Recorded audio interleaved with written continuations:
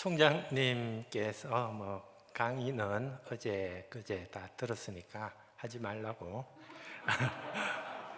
간증 같은 거 태국 이야기 좀 하면 좋겠다 그렇게 말씀하셨습니다. 저는 1968년생이거든요. 그러니까 53세가 되겠습니다. 저희 할아버지 할머니가 경남 울주군, 지금은 이제 울산시에 편입이 됐는데요.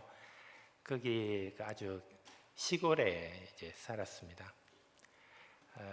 할아버지가 이제 일제 시대 때 일본의 징용으로 끌려가셨다가 일본에서 이제 선교사님을 통해서 복음을 듣게 되고 예수님을 믿게 됐죠. 그래서 고향에다가 이제 편지를 썼습니다. 내가 일본에서 예수님을 믿게 됐으니까 가족들도 이제 예수를 믿어라 이렇게 했고, 그때 이제 할머니도 그 지역에 오셨던 선교사님을 통해서 이제 예수님을 믿게 돼가지고 잘 됐다고, 우리도 여기서 예수님을 믿게 됐다 이렇게 답장을 했습니다. 할아버지가 이제 고국에 돌아오셔가지고 이제 영수, 그러니까 지금의 그 안수 집사님 같은 거였던 것 같은데요. 그렇게 교회를 잘 섬기고 이제 소천하셨습니다. 그런 이후에 이제 저희 아버지도 신앙생활을 하시다가 몇 가지 사건을 겪으면서 이제 교회를 안 나가시게 되고, 저희 어머니도 이제 서리 집사 이렇게 있다가 당시에 이제 교회를 건축할 때 헌금을 좀 너무 많이 강요했다고 하시더라고요. 그래서 이제 너무 좀 살기도 어렵고 그런데 좀 상처가 돼가지고 교회를 안 나가시게 됐고, 고모님들도 이제 불신 가족에 이제 시집을 가면서 절에 주로 다니시는 그런 이제 형편이었습니다. 그래서 할아버지 할머니 추도식 때 이제 이렇게 보면은 교회 다니는 사람이 이제 저밖에 없어가지고 제가 중학교 때부터 이제 추도 예배를 이제 인도하게 됐습니다. 그래서 이렇게 예배를 드리려고 하면은 이제 형들이 짧게 하라고 네, 그랬습니다.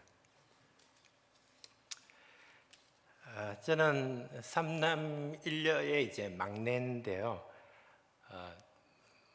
이제 말수가 적고 굉장히 내성적이고 책 읽기를 좋아하는 그런 이제 사랑받는 막내였습니다. 저희 부모님은 대구 서문시장에서 장난감 도매상을 하셨어요.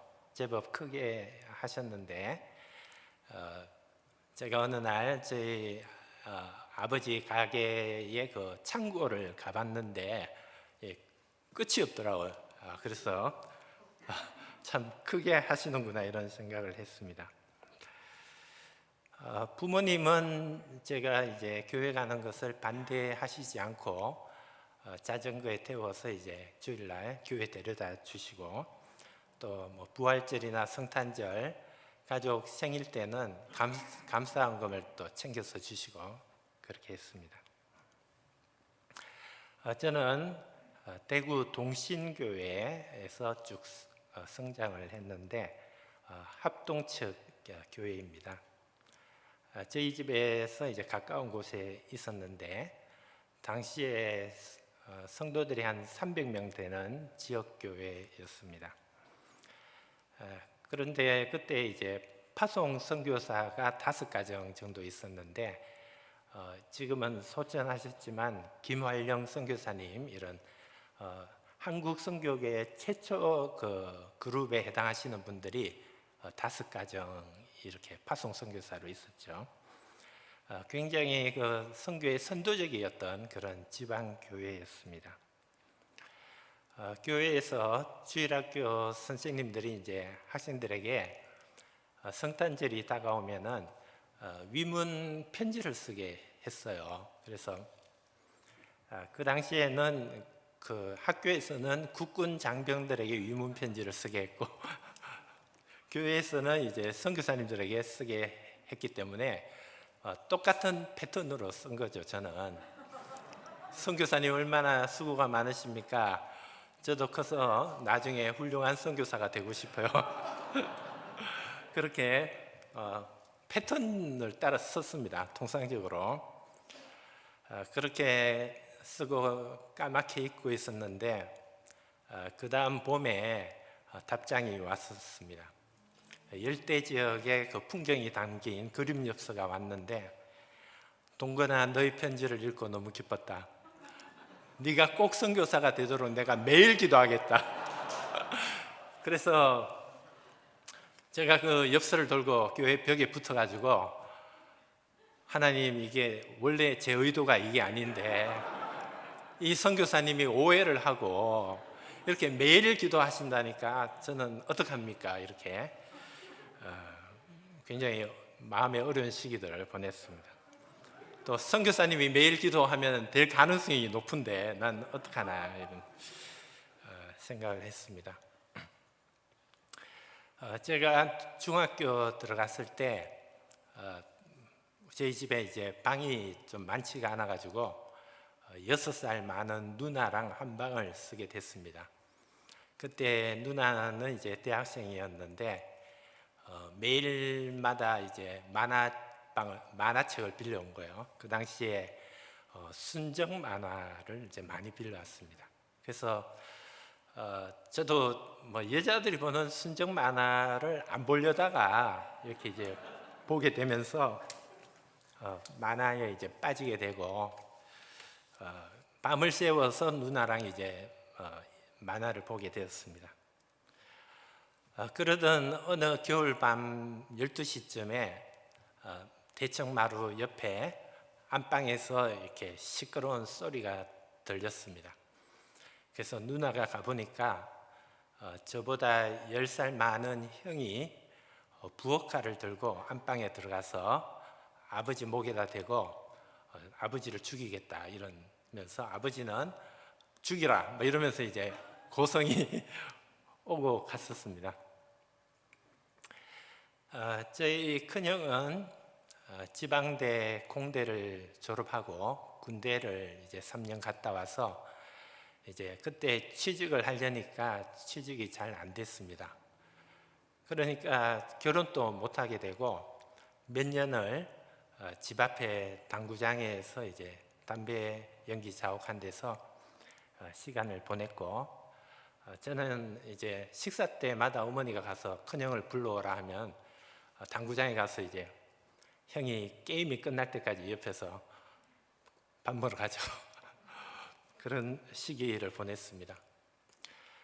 형은 이제 굉장히 잘생겼고 예술적인 그런 감각이 있는 분이었는데 제가 굉장히 좋아했죠. 그런데 이제 형이 취직이 안 되고 그러니까 이제 우울증이 걸렸던 겁니다. 그래서 내가 이렇게 인생을 망치게 된 것은 아버지가 나를 안 밀어줘서 그렇다 이렇게 하고 이제 그날 밤에 그런 일을 저지르게 됐습니다. 제가 이제 저희 누나에게 그 이야기를 듣고 이제 이불을 뒤집었었죠. 그러면서 하나님, 제가 우리 아버지도 사랑하고 우리 큰형도 사랑하는데 오늘 둘 다 잃게 되었습니다.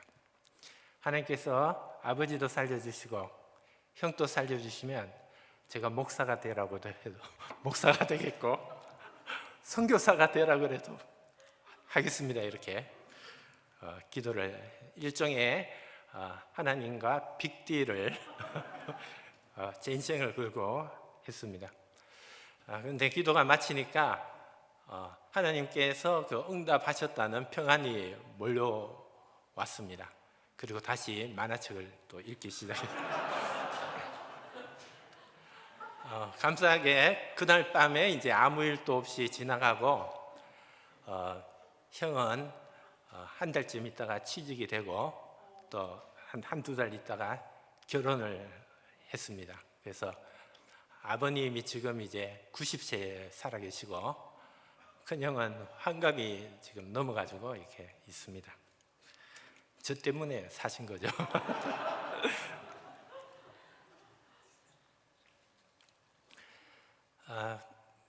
부모님이 이제 교회를 다니시지 않고 형제들도 그 당시에는 이제 교회를 안 다녔기 때문에 저희 집에서는 이제 저 혼자 대구 동신교회를 다니게 되었습니다. 굉장히 그 선교에 열정적인 교회였기 때문에 선배들 중에 선교사로 나간 분들이 많았습니다. 제가 이제 공부를 좀 잘하는 편이어가지고 서울로 대학을 가게 되었는데 경영학과를 가게 됐습니다. 그러자 이제 선배들이 저를 불러놓고 동건아, 너도 알다시피 선배들이 선교사로 많이 나갔는데 이거를 후원해 줄 사람이 별로 없다. 네가 경영학과니까 돈을 많이 벌어가지고 선배들을 후원해야 되겠다. 이렇게 말씀을 해주셨습니다. 그래서 주일학교 선배들을 이제 재정 후원을 하는 것이 이제 저희 좀 목표가 돼가지고 고려대학교 경영학과에 이제 입학을 했고 어떻게 하면은 좀 돈을 많이 벌 수 있을까 하다가 당시에 그 공인회계사를 이제 많이 시험을 봤습니다. 그래서 저도 그 공부를 하게 되었습니다. 그 당시에 이제 열심히 했죠. 선교 후원을 해야 되기 때문에 또 열심히 했는데 그 당시에 제가 이제 청소년 때부터 탈장이 좀 심했습니다. 치질이 심해가지고 이제 고시 공부를 하려면 앉아 있어야 되는데 또 피도 많이 나고 이제 고통스러운 시간이 있었죠. 그래서 또 그때 또 뭐 이런 기도를 해서 이것만 고쳐주시면 내가 선교사 하겠다. 그런 이제 했는데 이제 여름 방학 될 때 이제 몸이 너무 좋지 않아 가지고 고향에 내려가서 수술을 하게 됐습니다.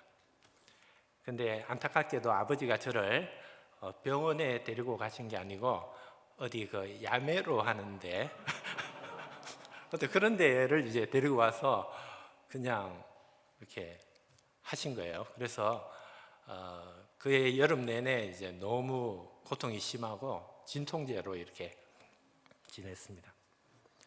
그래서 가을 학기가 시작되기 전에 내가 영적인 상태가 너무 침체되어 있기 때문에 수련회를 좀 갔으면 좋겠다 이렇게 할 때 8월 마지막 주였는데 그때 부산의 고신대에서 선교 횃불이라는 집회가 딱 하나 남아 있었습니다. 그러니까 선교 한국은 이제 짝수년도에 하고 홀수년도에는 지방에서 이렇게 대회를 했는데 영남권의 이제 젊은이들 한 1000여 명이 고신대에서 모여서 한 주간 집회를 했습니다. 그래서 이제 말씀을 듣다 보니까 이게 내가 후원을 해야 되는 게 아니고 내가 선교사로 나가야 된다는 것을 이제 깨닫게 돼서 마지막 시간에 이제 콜링을 할 때 제가 이제 일어나려고 했습니다. 그러니까 선배들이 눈치채고 못 일어나도록 저를 너는 일어나면 안 돼. 네가 후원을 해야 되는데 어딜 나간단 말이냐 이러면서 이제 그렇게 그래도 이제 제가 일어섰죠. 그리고 서울에 이제 다시 학교에 가서 또 열심히 공인회계사 이제 공부를 했습니다. 1차 시험을 치고 하나님께서 그 내비게이터 선배들을 보내주셔가지고 캠퍼스 전도를 이제 하게 됐는데 너무 이제 재미있고 또 은혜가 또 크고 그래서 1차 시험 합격자 발표 나는 것도 모르고 그때 연세대에서 전도하다가 오늘 발표하는 날이네 이래서 연대 그 경영대 앞에서 제 합격 그 공지를 보게 되었습니다.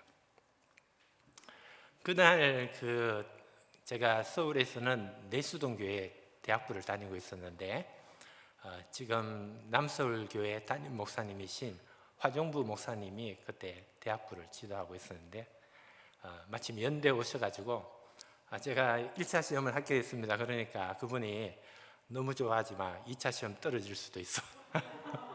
이렇게 찬물을 끼얹었습니다. 근데 그때 내비게이터 또 UBF 선배들이 저에게 방학중 모임이라고 해서 방학 내내 이제 학생들이 교회에 모여서 같이 공부도 하고 또 전도도 하고 이런 걸 하라고 했습니다. 그래서 이제 후배들하고 이제 방중모를 하게 되었는데 이제 2차 시험 날짜가 다가오는 거예요. 네.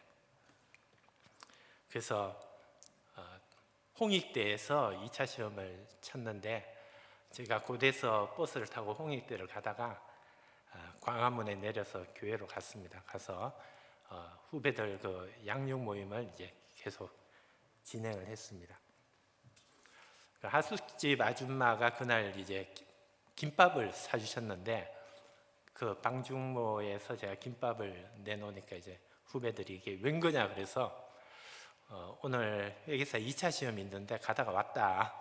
많이 먹어라 이렇게. 그때 이제 한 형제가 저한테 뭐 금생의 처자와 전토를 벌인 자는 뭐 내세에 구원받지 못할 자가 없고 뭐 몇 배로 받을 거고 이런 말씀으로 위로를 해주셨습니다.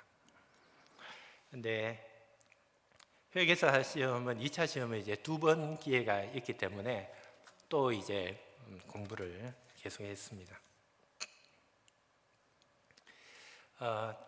12월 31일에 교회에서 하는 그 송구 영신 예배를 참석하고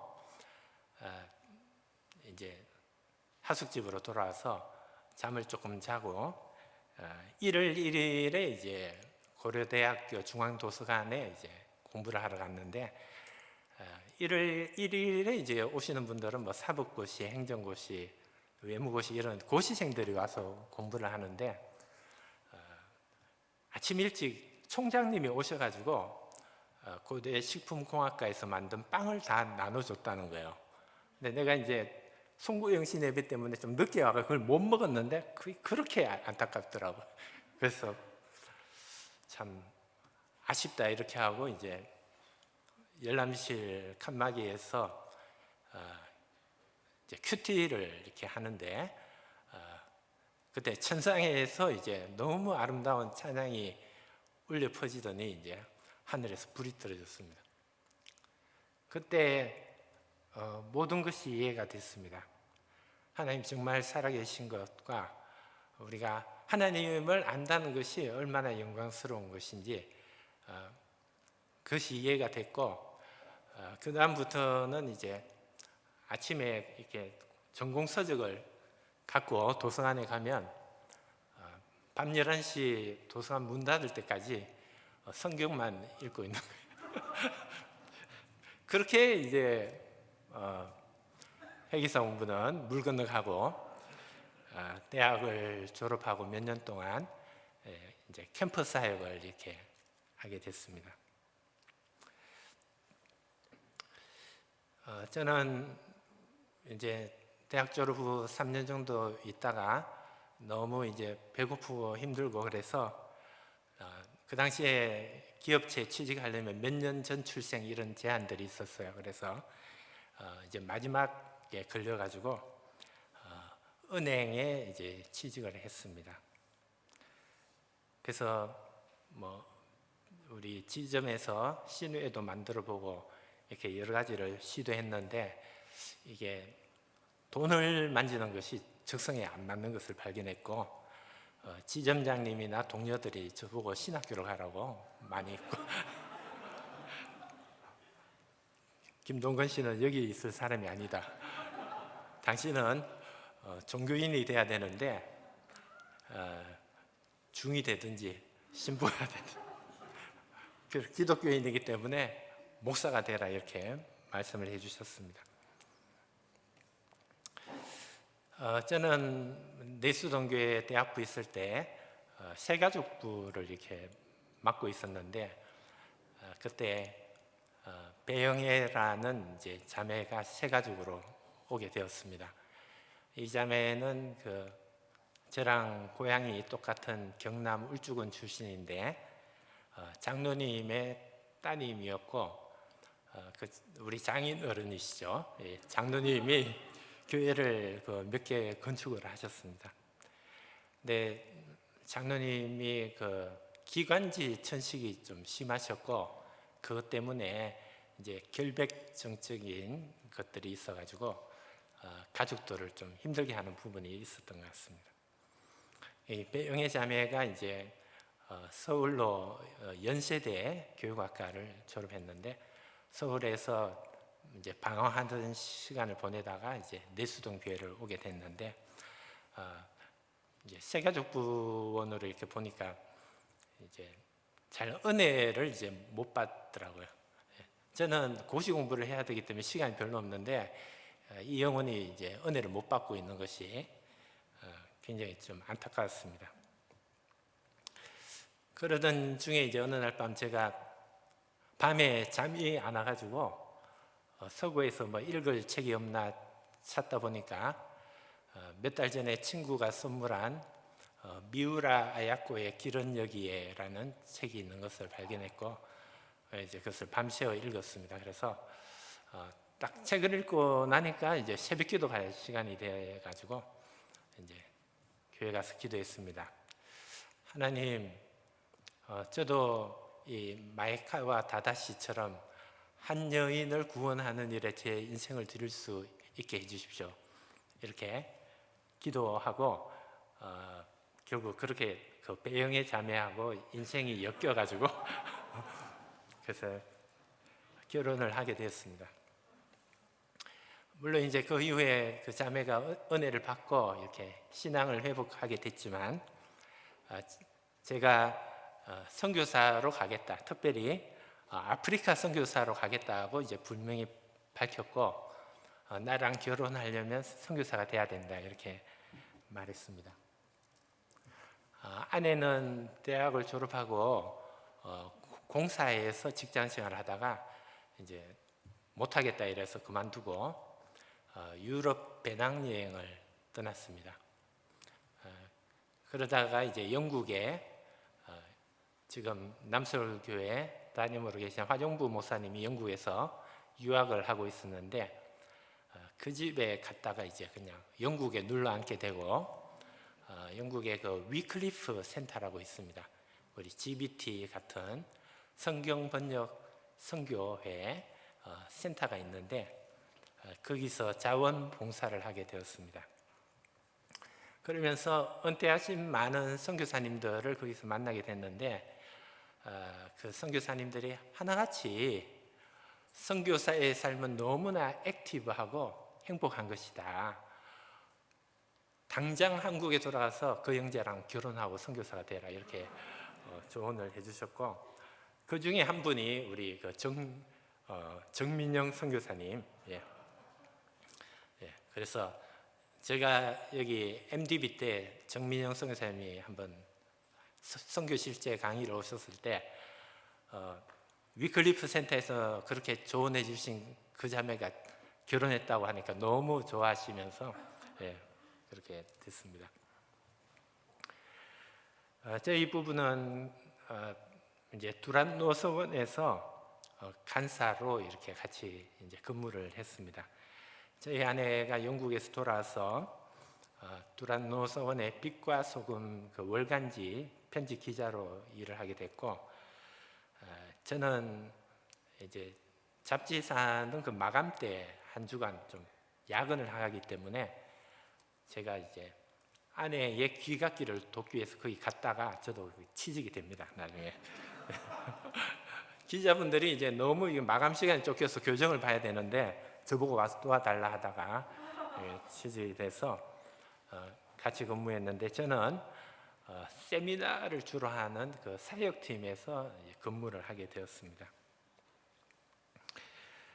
당시만 해도 제가 신학교를 가야 되겠다는 확신을 좀 못 갖고 있었는데 그때 온누리교회 하용조 목사님이 두란노 서원도 세우신 거잖아요.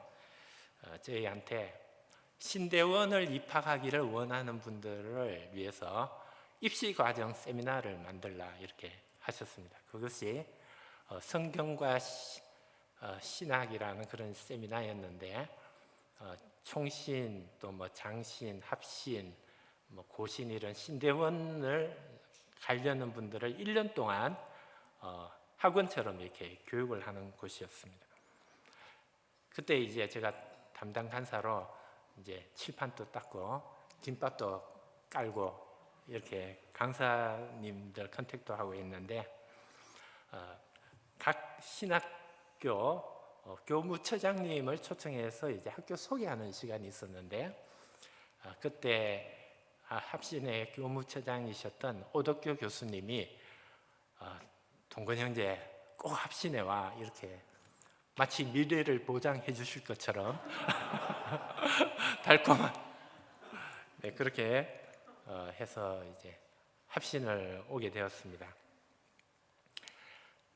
이제 제가 아내에게 신학교를 가겠다고 이제 이야기를 하니까 아내가 공부도 안 하고 어떻게 들어가냐, 뭐 가볼 테면 가보라 이렇게 이제 해서 제가 이제 입학 원서를 내고 시험을 치러 왔는데 제가 비록 뭐 그 세미나 담당 간사였지만 주로 뭐 청소하고 김밥 나르고 이렇기 때문에 강의는 또 제대로 못 들었어요. 그래서 시험 치는 날 아침에 요 화단에 이렇게 앉아 있는데 내수동교회 1년 후배 김경우 선교사가 이제 시험을 치러 오면서 제가 화단에 앉아 있는 것을 보고 동건이 형 이거 어떻게 공부는 많이 했냐 그래서 모르겠다, 내가 하나도 모르겠다 그러니까 형 내가 쪽집게 과외해 줄게 이러면서 신구약을 한 1시간 정도 쪽집게를 해줬는데 시험이 거기서 다 나왔어요. 그렇게 해서 필기시험을 합격하고 이제 면접을 해야 되는데 우리 합신 그 면접이 유명하지 않습니까? 근데 와보니까 제가 오덕교 교수님이 속한 조에 편성이 안 되고 다른 조에 이렇게 편성이 됐습니다. 아는 교수님이 이제 한 분도 없는 거죠. 그때 이제 제 순서를 기다리면서 문 앞에 서서 주님, 저 같은 자가 어떻게 입학을 하겠습니까? 교수님들이 뭐 예리한 질문 많이 한다는데 제가 그것을 감당할 수 있겠습니까? 도와주십시오 이렇게 간절히 기도하고 들어갔는데 아니나 다를까 젊은 교수님들이 굉장히 예리하게 저를 막 화도 돋고 그러죠. 요즘은 어떻습니까? 네. 그래서 공궁에 처했는데 그 당시에 이제 신복윤 총장님이 제 서류를 보더니 이 친구 그 내수동교회 출신이네 하면서 총장님이 그 내수동교회에서 지휘하시고 이런 이야기를 하면서 화제를 바꾸는 거예요. 그래서 젊은 교수님들이 뭐 또 막 이렇게 하려면은 또 총장님이 연막을 치시고 그렇게 해서 교수님들이 전의를 상실하고 그렇게 제가 입학을 했습니다. 그래서 입학해서 그 THM을 마칠 때까지 5년 동안 오덕교 교수님 조교로 이렇게 했습니다. 제가 그 당시에 신설은행은 그 연봉이 많아가지고 또 그 재정적인 어려움이 별로 없었는데 제가 이제 부모님께 이야기도 하지 않고 신학교로 갔기 때문에 이제 부모님과 뭐 이제 일종의 호적을 파는 그런 관계가 됐습니다. 이 합신에 그 등록금을 내는 것이 너무너무 어려웠어요. 그때 이제 아이를 셋을 연달아 낳았기 때문에 한 번은 이제 합신의 학비를 내기 위해서 신용카드 현금 서비스를 50만 원을 이제 했는데 결제일이 다가오는데 도무지 갚을 방법이 없더라고요. 참, 그래서 이게 빚지고는 참 못 살겠다 이런 생각을 했는데 그때 남포교회 어떤 집사님이 이제 장학금을 주셨습니다. 그 집사님은 아들을 그 교통사고로 잃으셨는데 그 아들을 대신해서 이제 전도사님에게 장학금을 주는 것이었습니다. 제가 그 태국 선교사로 가서 어떤 장로님, 권사님하고 또 가까워졌는데 굉장히 넓은 골프장에 이제 대저택을 갖고 사시는 분인데 그분들이 또 저를 너무 잘해 주시는 거예요. 알고 보니까 그분들도 남포교회 출신이시고 두 아들 중에 하나들을 교통사고로 잃으신 분인데 제가 혹시 그분이 이분이 아닐까 해서 좀 이렇게 떠봤는데 부인하시더라고요. 네. 어쨌든 그렇게 졸업을 하고 제가 MDB 논문은 웨스트민스터 신앙고백에 나타난 성도의 죄 문제에 대한 개혁주의적, 성경신학적 관점 이런 아주 복잡한 제목인데 그것을 그 집사님 이름도 모르고 얼굴도 모르지만 집사님께 바쳤습니다. 제가 합동측 교단에서 쭉 자라다가 이제 합신을 왔기 때문에 교단에 이제 교육전도사에게 가입을 하는 게 있지 않습니까? 그래서 서류를 가지고 이제 시찰회를 갔습니다. 남서울 노회 시찰회를 갔는데 옆에 이제 시찰에 오신 어떤 목사님이 열 손가락에 이제 데일밴드를 다 감고 계셨어요. 그래서 목사님, 그럼 왜 데일밴드를 감고 계십니까? 그러니까 지하 예배당을 그 리모델링 하는데 시멘트를 너무 많이 만져가지고 다 살갗이 벗겨졌다고 그러시는 거예요. 그러고 이제 저는 집에 왔는데 그 목사님이 이제 저한테 서류를 보고 전화를 하신 거예요. 김전도사, 우리 교회는 이제 지하 예배당이고 그런데 교육전도사를 찾고 있다. 우리 교회로 오지 말고 기도만 하고 결정해서 오면 좋겠다 이렇게. 교회는 오지 말고. 근데 그때 남서울 은혜교회 교육총괄 목사님이 이제 저한테 전화를 해가지고 아마 고대 나오고 또 내수동 교회를 하니까 전화를 하셔가지고 전도사를 뽑는데 오라고 이렇게 했습니다. 그래서 남서울 은혜교회야 가실 분들이 많겠지만 내가 이 열 손가락 껍질이 다 벗겨진 목사님을 도와주는 게 좋겠다 해서 그 교회로 갔고 선교지로 나가기 전까지 7년 동안 부교육자로 있었습니다. 좀 여러 가지 그 교회가 어려운 상황들이 있어가지고 7년 동안 이렇게 쉽지 않은 과정이었는데 그러던 중에 그 남서울 은혜교회를 한번 가볼 기회가 있었는데 내가 얼마나 큰 것을 포기했는지 이 호텔 같은 교회를 두고 네.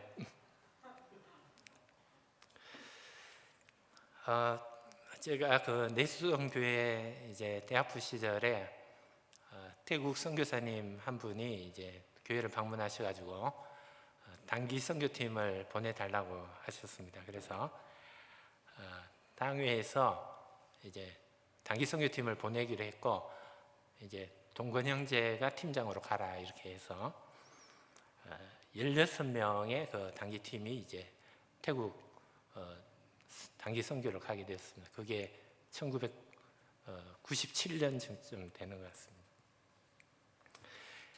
이제 갔는데 너무 이제 날씨도 덥고 전도가 좀 힘들더라고요.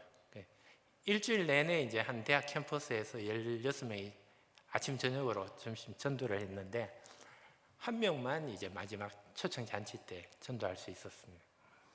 그래서 태국은 좀 능력이 있는 좀 좋은 분들이 가야 되겠다 이렇게 생각을 하고, 저는 이제 태국은 아니다 이렇게 생각을 했습니다. 근데 그 단기팀을 인솔했던 선교사님이 이제 계속 연락을 하시고, 저희 집에 오시면은 저희 가족 사진을 이제 훔쳐가시고, 그리고 교회 벽에 붙여놓고 동건 형제 가족이 태국 선교사로 오도록 우리가 매일 새벽마다 기도하고 있다 이렇게 했습니다. 저는 뭐 이렇게 좋은 분들이 가겠지 했는데 이제 계속 가는 분들이 없어서 결국 이제 제가 거기 가게 됐고, 이제 가서 그 태국 교회 성도님들께 물어봤어요. 새벽마다 기도하셨다는데 내가 오니까 어떠냐 그러니까 기도는 했지만 올 줄은 몰랐어요. 그래서 제가 막 꿀밤을 한 대 때려주려다가 제가 이제 그 선교사님한테 그 16명이 단기 선교팀으로 갔고, 그 중에는 이제 태국 선교사로 가겠다는 아이들도 있었는데 왜 저를 지목해서 오라 하셨습니까? 하니까 그 선교사님이 이제 딱 한 말씀 하셨어요. 동건 형제는 야심이 없어서 좋았다. 그래서 그게 무슨 뜻입니까? 하니까 선교사가 야망이 있으면 현지인들을 다치게 한다. 근데 동건 형제는 뭐 물에 물 탄 것 같고 그래가지고 불렀다 이렇게 했습니다.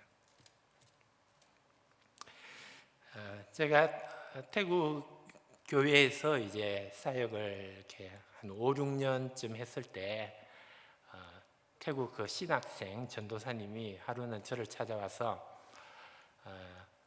태국은 그 목회자를 아짠이라고 부릅니다. 아짠김. 아짠김은 신학 공부는 했네요. 그래서 제가 깜짝 놀랐습니다. 이게 이렇게 5년을 같이 있었는데 내가 신학 공부한 것을 모르는, 했지.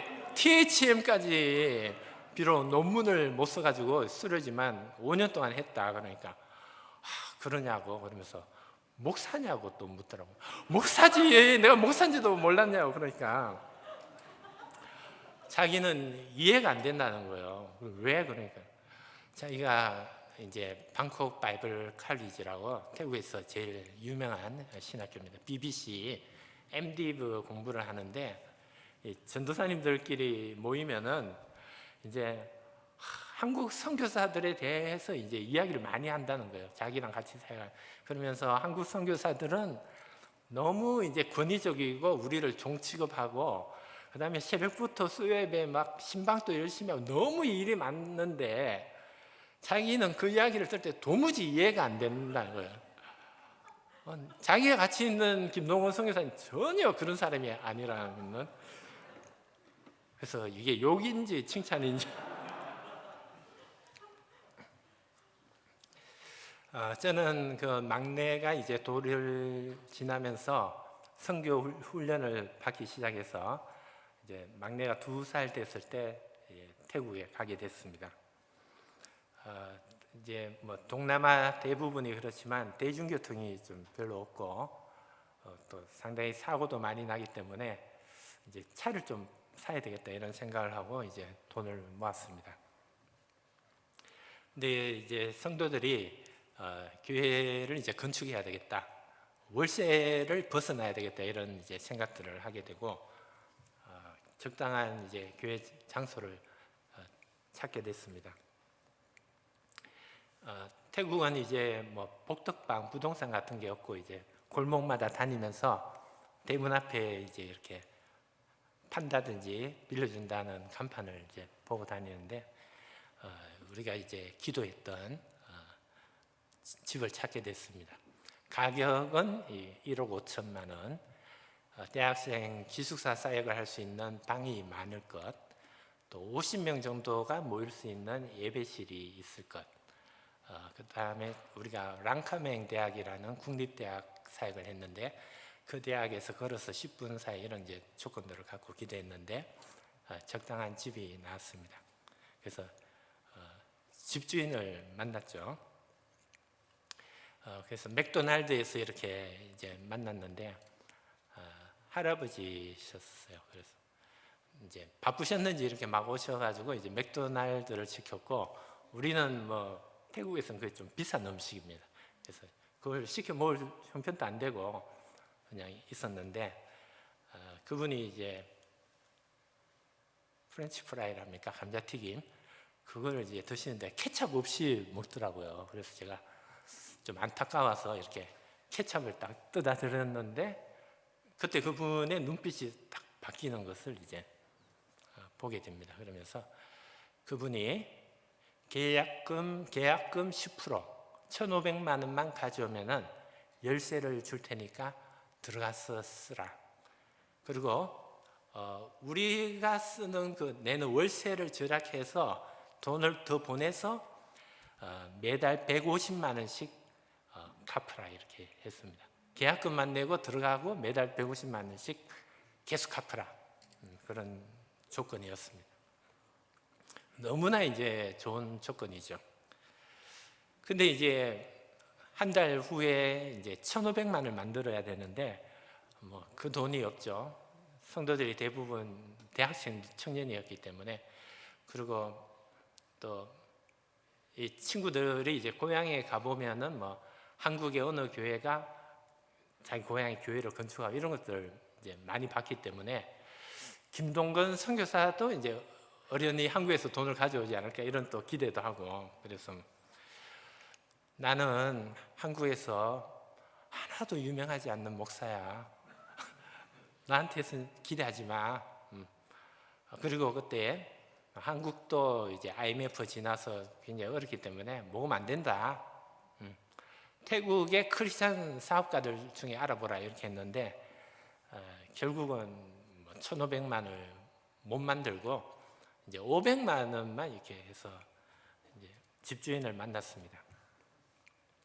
다시 이제 맥도날드에서 만나가지고 이게 500만 원을 드리니까 그분이 이게 웬 돈이냐 이렇게 말했는데, 우리 태국 전도사님이 김동건 선교사가 애가 3명인데 차 살라고 500만 원 모아놨는데 그걸 가져왔습니다. 그러니까 그분이 500만 원으로 됐다 그러시면서 열쇠를 주면서 자기가 방콕 근교에 도요타 쇼룸, 그러니까 대리점을 3개를 운영하는데 차를 한 대 빼줄 테니까 일단 타고 다니라고 그러면서, 그 당시로서는 선교사가 탈 수 있는 최고급 차량 그것을 한 대 내줘가지고, 물론 나중에 돈은 다 냈습니다. 그리고 교회도 이제 뭐 다 갖고 리모델링도 하고 그렇게 했습니다.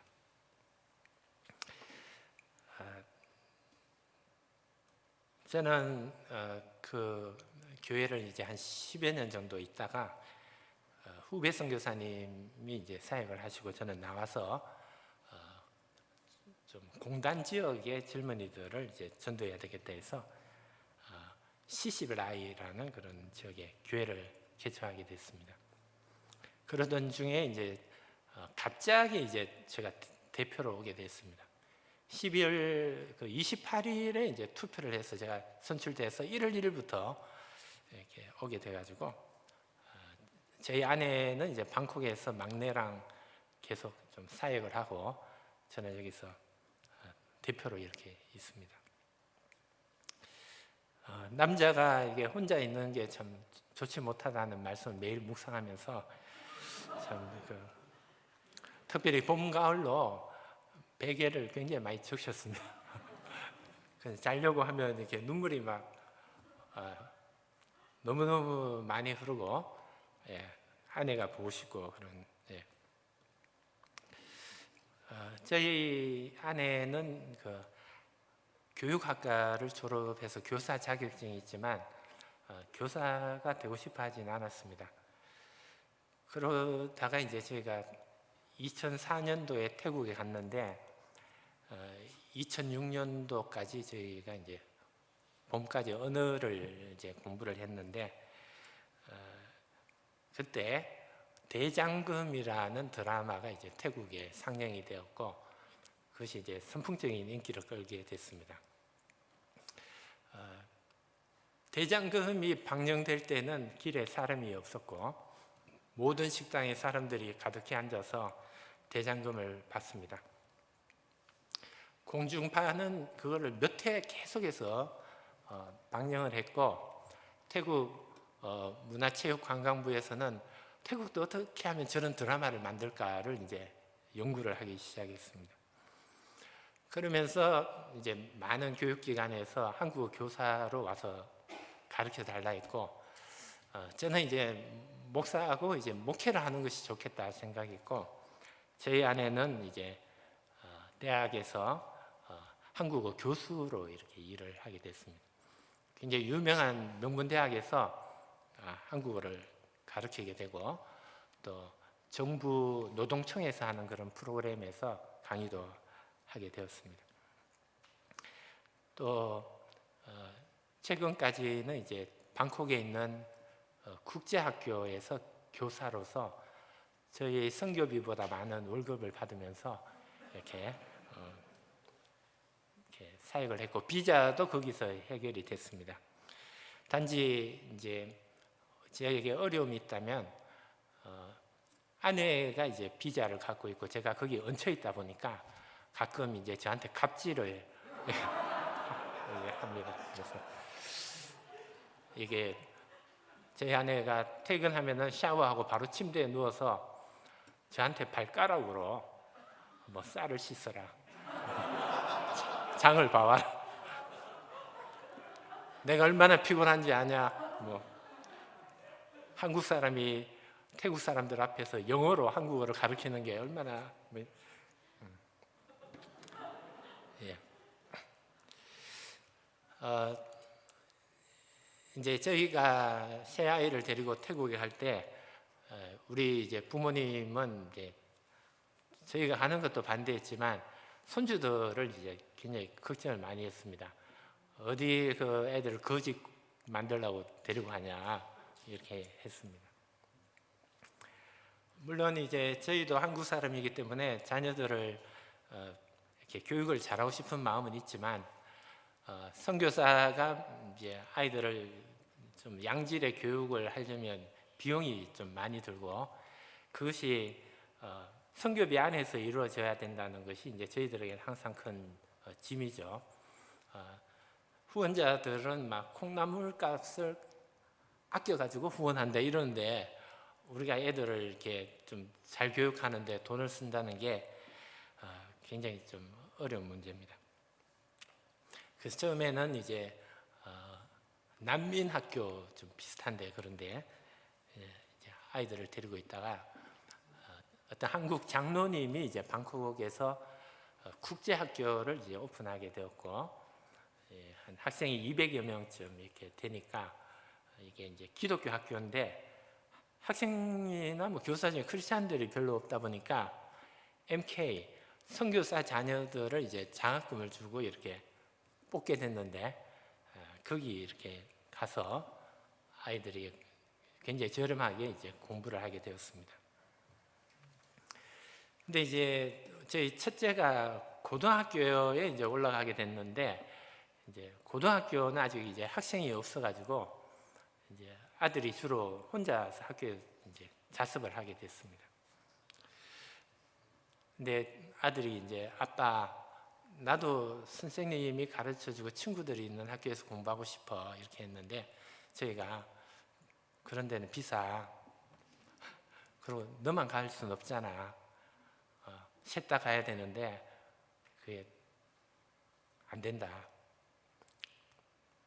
우리로서는 이 학교가 최선이다 이렇게 했는데 아들이 이제 굉장히 공부를 잘했어요. 그래서 좀 좋은 학교로 가고 싶어 했습니다. 그 아내도 이제 그것 때문에 이제 좀 속이 상했습니다. 저희가 이제 한국에서 안식년을 보낼 때 저희 큰 고모님의 그 유산을 상속하게 되었습니다. 돌아가신 지 한 20년 정도 되는 큰 고모님이신데 결혼하고 바로 이제 고모부가 일본에 증용으로 가셨기 때문에 못 돌아오셔가지고 평생 이제 독신으로 이제 집사님으로 사시다가 돌아가시면서 집을 한 채 남겼는데 이제 고모들이 이제 저한테 전화를 해가지고 우리가 다 이렇게 절에 다니지만 큰 고모가 집사였는데 이 유산을 너한테 주는 게 좋겠다. 선교사인데 좋겠다 그래가지고 8천만 원을 이제 입금을 해주셨는데 그때 이제 큰 고모님이 애들 학비에 쓰라 이렇게 했는데 여러분들 부산에 뭐 큰터교회라고 들어보셨는지 모르겠어요. 우리 합신교단인데 파송선교사, 우원선교사에서 한 150가정 후원하는 교회가 있습니다. 제가 그때 안식년 때 그 교회에서 있었는데 뭐 이렇게 해가지고 돈을 거의 다 썼어요. 네, 쓰고 이제 갔는데 이제 아이들 학교를 옮겨야 되는데 이제 저희 아내는 그 돈이 이제 애들 공부시키라고 준 건데 당신이 다 이렇게 써가지고 뭐 이제 울기도 하고 그랬습니다. 근데 이제 어느 날 아침에 이제 아내가 저한테 와서 전화를 한 통 받았는데 070으로 이제 어떤 권사님이셨는데 선교사님은 저를 모르지만 저는 선교사님이 파송 나갈 때 그 기도 카드를 받고 매일 기도했습니다.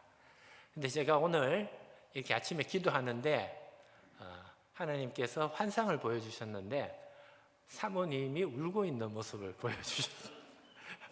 그래서 그 권사님이 하나님, 사모님이 왜 울고 있습니까? 그러니까 하나님께서 애들 학교를 옮겨야 되는데 학비가 없어서 울고 있다 이렇게 대답을 하셨답니다. 저희는 뭐 그런 학비에 대해서 기도 편지를 보내거나 기도 요청을 한 적이 없었거든요. 그러면서 그 권사님이 선교사님, 저희 딸이 그 피아노 학원을 하다가 이제 팔 건데 잘 팔리면은 이제 그 중에 돈을 보내줄 테니까 애들 학교를 옮겨라 이렇게 하셨습니다. 그래서 제가 기도했죠. 근데 그 당시에 이제 부동산 거래가 잘 안 되는 시기였는데 좋은 가격에 빨리 팔렸고 계약금 일부를 보내주셨는데 그게 우리 애들 입학금 내기 이틀 전에 거의 똑같은 금액이 왔습니다. 우리가 뭐 얼마라고 이야기한 적도 없었거든요. 그리고 이제 중도금이 왔는데 그게 이제 우리 애들 이제 학비를 낼 때, 그리고 이제 잔금이 왔는데 그거는 이제 우리 막내가 실력이 안 돼가지고 좀 늦게 프로세스가 진행되는데 막내 학비로 이렇게 해서 그렇게 학교를 다니게 됐습니다. 그리고 이제 한 학기가 지나서 또 이제 학비를 내야 되는데 또 이제 서울에서 어떤 권사님이 전화를 하셨습니다. 선교사님에 대해서 제가 이야기를 들었는데 선교사님이 기도해 주면 건물이 잘 팔린다는 이야기를 들었습니다. 제가 광화문에 건물을 하나 팔려고 내놨는데 기도해 주세요.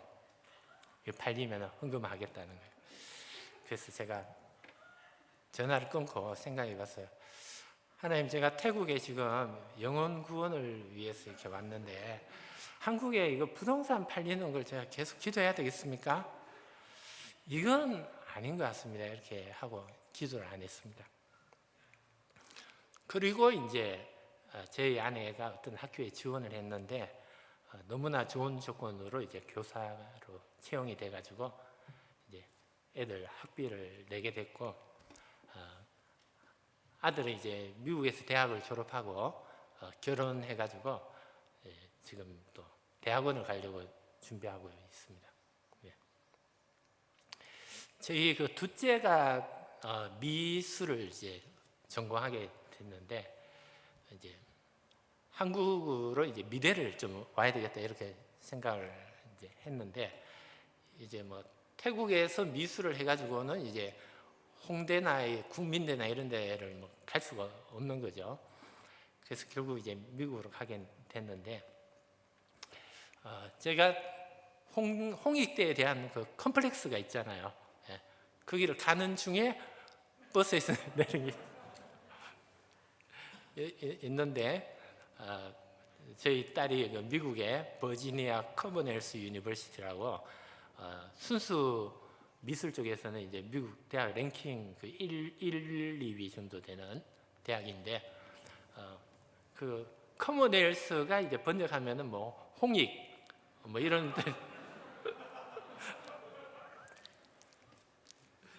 예. 그리고 저희 이제 딸이 여기 교환 학생으로 와 있는데 홍대에서도 오라고 그랬습니다. 예. 그리고 제가 대학 시절에 주로 전도했던 데가 연세대학교인데 아내도 이제 연대생으로 이렇게 얻었고 저희 사돈이 연대 교수님입니다. 예. 네.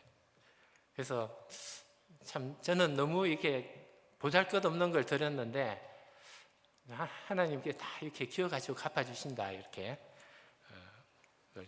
깨닫게 됩니다.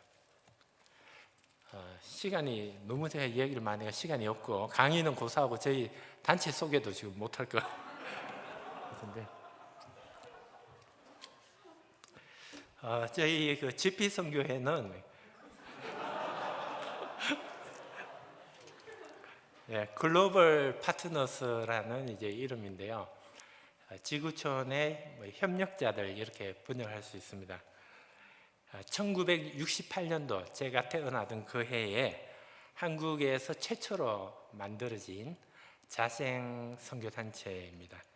코리아 인터내셔널 미션에서 생겼는데 그게 이제 좀 우여곡절을 겪다가 1999년에 이제 지금 글로벌 파트너스라는 이름으로 지금 현재 40개국에 392명의 선교사가 이제 활동하고 있습니다. 본부는 한국에 또 미국 LA에 그다음에 브라질에 이렇게 세 군데 있고 한국 국적 선교사가 280명, 미국 시민권자 한인들이 80명, 그다음에 브라질 교민과 브라질 네이티브들이 한 20여 명이 이렇게 되어 있습니다. 3국 파송본부는 각 이사회가 구성이 되어 있는데 전체적으로 이사님들은 한 100여 분 정도 됩니다. 저희 그 1년의 예산은 100억 정도 되고 있고요. 제가 GP 선교회가 1000명의 선교사 그리고 1년 예산 300억 정도의 규모로 이렇게 기도하면서 만들려고 하고 있습니다. 본부는 송파구 문정동에 이제 본부가 있는데 그 건물이 이제 몇십억을 해요. 그래서 그걸 가지고 이제 재단법인으로 운영을 하고 있습니다. 한국의 선교단체들이 보통 그 사단법인이 많은데 저희가 좀 예외적으로 재단법인이고요. 말레이시아 쿠알라룸푸르에 저희 국제훈련원이 있습니다. 거기서 수습 선교사님들이 5개월 동안 훈련을 받게 됩니다. 그리고 저희 그 GP와 관련해서 NGO가 있는데 글로벌 호프입니다. 저희가 선교사 신분으로 들어갈 수 없는 나라들은 이제 NGO로 들어가는데 글로벌 호프는 만들어진 지가 한 10여 년 되는데 지금 연간 20억 정도 모금하고 있습니다.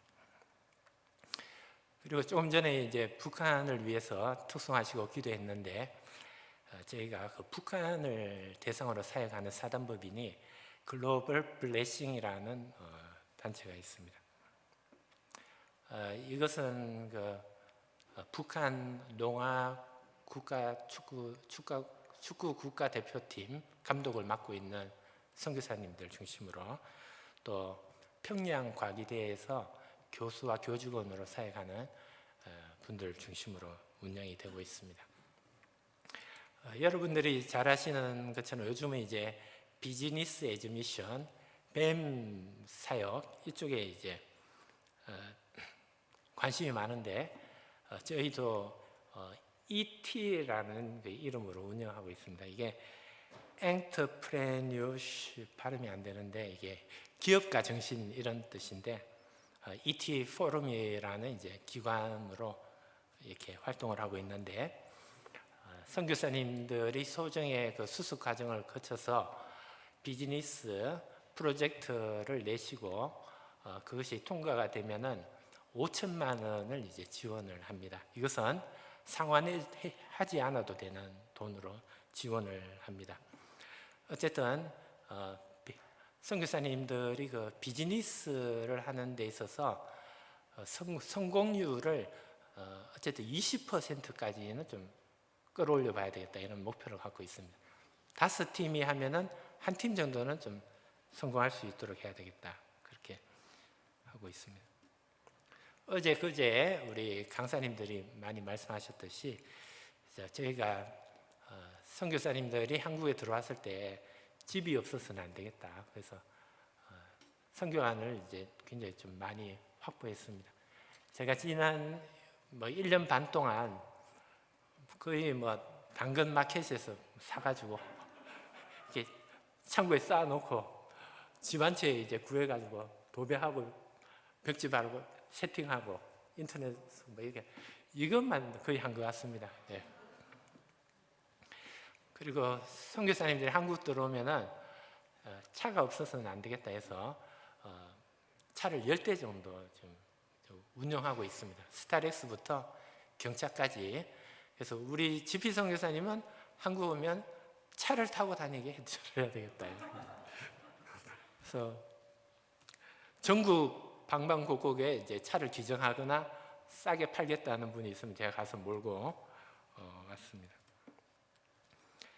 우리 선교사님들이 이제 해외에서 입국하시면 2주 격리를 해야 되는데 너무나 이제 열악한 곳에서 이제 일가족이 격리하고 지역 보건소에서는 이게 규정 위반이다, 더 넓은 곳으로 옮겨라, 이런 압박을 계속하는 것을 보면서 우리 선교사님들이 이런 취급을 받아서는 안 되겠다 해서 저희가 화성의 호숫가에 모 별장을 임대해가지고 마당에서 연도 날리고 애들 축구도 하고 낚시도 하면서 힐링으로 보낼 수 있는 그 격리시설을 저희들이 운영하고 있습니다.